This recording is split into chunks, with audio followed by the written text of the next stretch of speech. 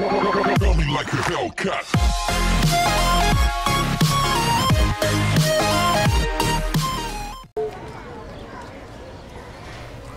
boys and girls, welcome to my channel. I'm Angel PT, and today we have here Dragon Ball Xenoverse 2, which was developed by these weird developers, which is Dimps and Keylock. Keylock are the responsible for the port for the PC, and the game is using Unreal Engine 4, so this is quite surprising because I wasn't really expecting that. And as you can see, I have the game completely maxed out, but I have something very special to show you. So you are currently looking to 2024, 22 frames per second, which is horrible, as you can see. And despite the graphics being good, I think they can't really justify the performance. And so I started to lower some settings to discover where the problem was coming from, and it is depth of field. So as soon as I dropped depth of field to those settings, I started to get above the 60 FPS. Well, I'm currently recording here at 60 FPS, and that is very consuming for the system, but without recording I get above the 60. And as you can see, the look and feel of the depth of field are currently very similar.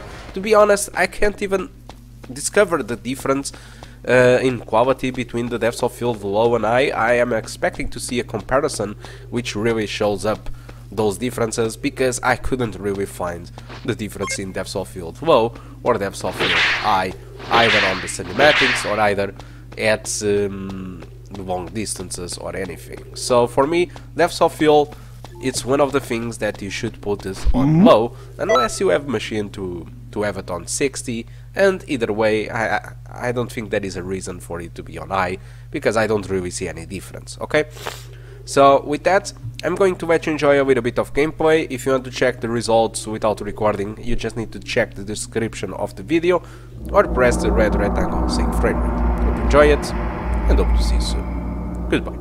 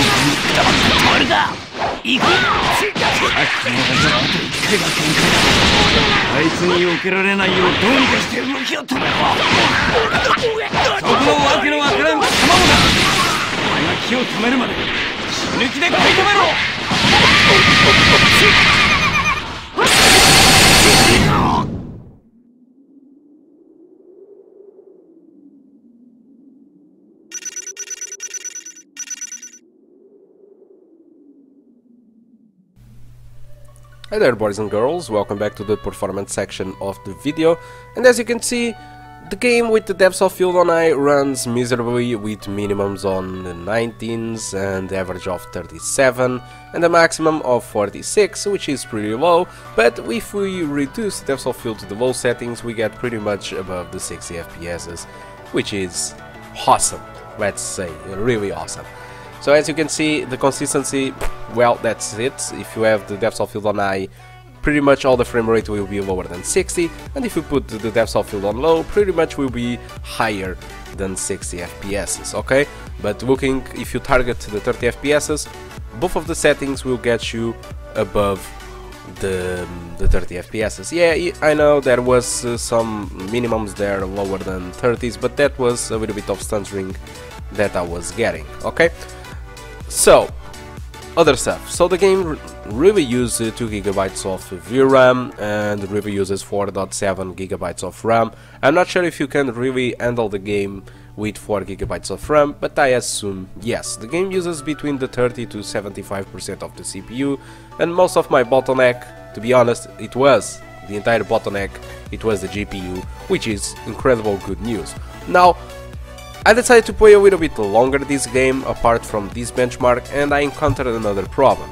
So I was going around within the city, I forgot the name of the city, it's time something, and I was going around and I noticed there was a big forest part where there was a lot of shadows on place, and that really punishes the frame rate. So I was getting 70s, and suddenly when I reached that sequence or sequences with more shadows, the game just dropped it to 30s or 40s, which is incredible bad news.